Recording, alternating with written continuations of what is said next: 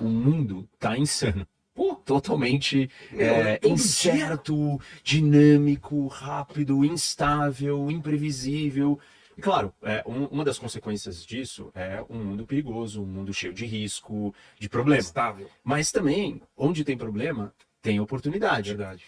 E como é que você tira vantagem, ou se guia, ou sobrevive, cresce e, enfim, encontra prosperidade nesse mundo, nessa realidade? Você precisa entender o que está acontecendo no mundo, não dá mais. A gente está falando de eleição americana, tinha 5 coisas acontecendo, os russos tentando explodir avião americano num ataque terrorista de explosivos incendiários, o Irã ia retaliar Israel no dia da eleição. O que? Assim, a Coreia do Norte testou um míssil balístico. China falando sobre Taiwan. China sobre Taiwan, o Fed diminuiu a taxa de juros, o ouro está subindo, o petróleo vai... Chamando de neonazista o Trump. O Maduro dizendo que vai, brincando de querer sinalizar que quer invadir o Brasil. Percebe? Assim, só que isso é num intervalo de 3 dias. Não tem como você entender o mundo hoje se você não tem esse conhecimento. E a pós-graduação, né, de dinâmica global, ela é sobre isso. A gente desenhou, eu com a PUC do Paraná, nós desenhamos uma pós para formar pessoas para entenderem isso. Então, tem várias disciplinas, não é só sobre geopolítica. Então, você tem disciplinas sobre saúde, sobre economia, sobre investimento, sobre história, sobre direito internacional, tudo voltado para o mundo. Certo. Então, o olhar da saúde e da demografia para o mundo. Como que isso impacta as relações de poder, como que isso impacta a geopolítica, como que isso impacta as relações internacionais num todo. Então, finanças, economia, todas, comunicações, tudo voltado com esse olhar. E a primeira pós de geopolítica que a gente tem no Brasil. Uma pós-graduação, dura 1 ano. Nós chamamos os melhores professores, os melhores crânios de cada um desses segmentos.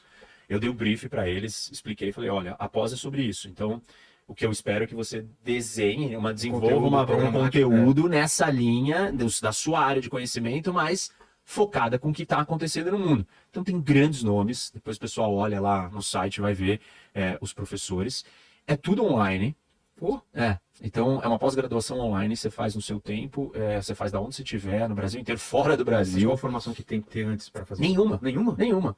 Se você quiser... Eu sou formado em publicidade, posso fazer? Pode. Você formado em publicidade, você está aqui entendendo que, não, quero entender. Uma grande parte da minha programação dos meus podcasts gira em torno do que está acontecendo no mundo. Deixa eu me aprofundar. Você vai lá e faz a pós. Você não precisa ter conhecimento prévio. A gente desenhou um programa para que todo mundo pudesse entrar. E quem quer trabalhar com relações internacionais? Óbvio que sim, mas não só. Você tem um negócio, se você tem uma carreira corporativa, você trabalha numa empresa, numa multinacional, se você quer internacionalizar o seu negócio, se você está na área de investimentos, se você está na economia, qualquer área que você está trabalhando hoje, você precisa entender o que está acontecendo no mundo.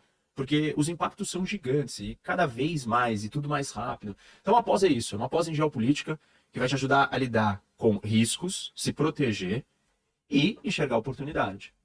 Então, a gente vai falar muito sobre isso, sobre me parece às vezes um efeito borboleta, né? Uma decisão de um líder ou uma bomba que cai errado pode alterar todo o panorama mundial. E quando a gente fala de uma eleição nos Estados Unidos, aí é uma baita de uma borboleta, porque o mundo inteiro fica olhando o resultado, e me parece que assim que deram a vitória para o Trump, os Houthis já falaram que tá ok, largaram as armas, é isso mesmo? Você não acredita? Mas, não acho que largaram as armas. Mas muita coisa pode vir daí, né? A gente não sabe. Ele disse que ia acabar com a guerra na Ucrânia e a guerra no Oriente Médio, né? Acho que assim, a gente tem que começar essa conversa de um ponto de vista racional e... Isso é coisa de campanha mais, Isso, né? Isso. Esse é o ponto. A gente tem que começar a distinguir aqui o que é narrativa de campanha, certo, e qual é a nossa posição sobre narrativas de campanha e sobre apoio a um líder. Assim, não tem porquê você ser um devoto incondicional de um líder. Você pode apoiá-lo, votar nele ou querer... Tô falando um cidadão comum. Isso, tô falando para qualquer pessoa que está assistindo a gente aqui. Você pode ser um apoiador do Trump. Você pode entender que no conjunto das políticas o Trump é melhor que os democratas. Tá tudo bem. O que você não pode ser é um adorador fanático, cego, idolatrando um cara a todas as coisas que ele faz, tá certa. Isso não tem sentido, você não precisa ser isso, porque você é assim com a sua mulher? Não. Não, claro que não. Tudo que ela fala tá certo. Ah, mas é o contrário. Então, você fala isso pra sua mãe, pro seu pai? Não. Então que papo é esse? Por que essa devoção incondicional, fanática, abobada? É. Você pode apoiar o líder, as ideias daquela linha ideológica, e mesmo assim você ter pensamento crítico, você ter opinião própria, você entender onde o cara acerta e onde ele erra. E não tem nada demais nisso, qual é o problema? Então a conversa tem que começar assim. Você pode entender que tem coisas que o Trump vai ser melhor, mas você pode também, ao mesmo tempo, concluir que nem tudo que ele fala tá certo. Verdade. E nem tudo que ele faz tá certo. E aí, assim, né, trazendo para sua pergunta, ele vai, e esse é um dos grandes chavões, ou dos grandes retóricas, que as pessoas não entendem quase nada de geopolítica, adoram repetir. O Trump vai trazer a paz. Vamos entender. Muito baseado também no primeiro governo dele, né? Isso. Eu guardo a pergunta sobre o primeiro governo. Que depois a gente fala sobre isso. Não, mas só sobre esse gancho. Tá. Esse gancho da ideia de que é baseado no primeiro governo. Isso, Depois eu chegar lá. Tá. Vamos entender o que é paz. Como é que você consegue paz? O que é a ideia de ter paz? Existem dois jeitos, três, de você ter a paz.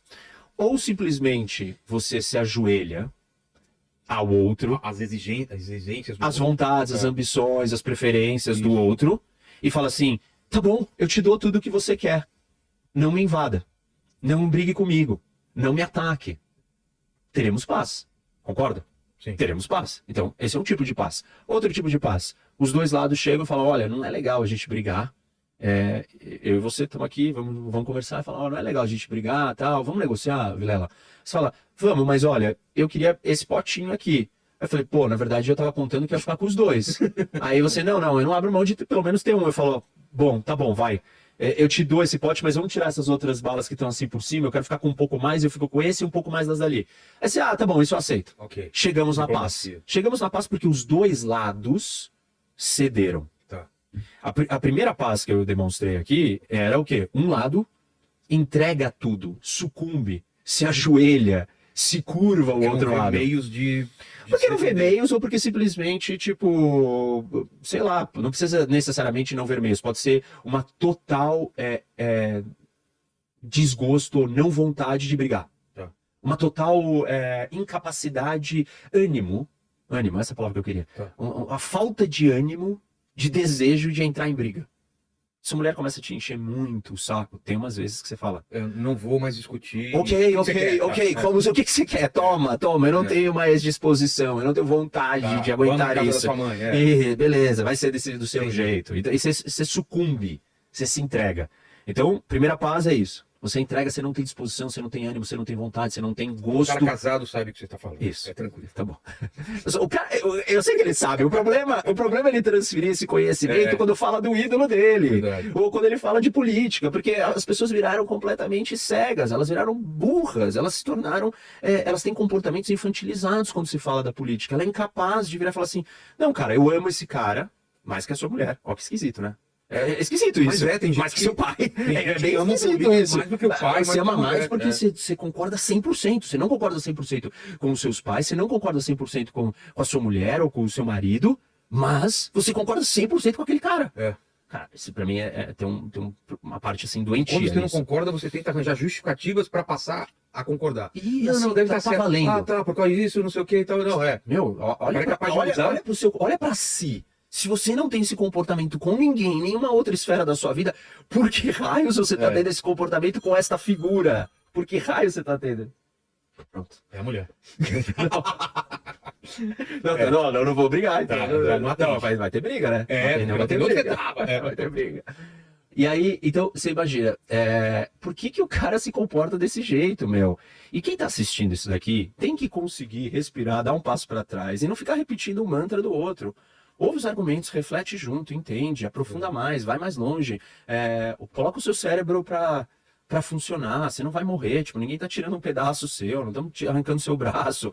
O cara não é só a sua família, ele só é um líder ali, por um momento, ele não vai existir para sempre. Verdade. Ele ganhou só uma eleição, ganhou a segunda agora, não pode mais do que duas, entendeu? Sossega um pouco. Então nós estamos lá, 2 tipos de paz. O primeiro... Faltou o terceiro. O terceiro você vai lá e fala assim, amigão, eu vou conquistar o que eu quero. E é uma paz na base da vitória, da força. Eu ganho a guerra.